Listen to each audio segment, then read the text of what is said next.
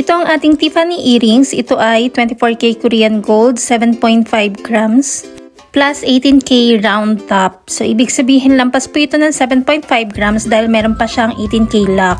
Hetong ating earrings sa malapitan, yung dalawang pabitin sa ibaba, yan po ang 24K Korean gold. At yung nasa itaas, yan naman yung 18K lock niya. Ang tawag dyan ay one touch lock.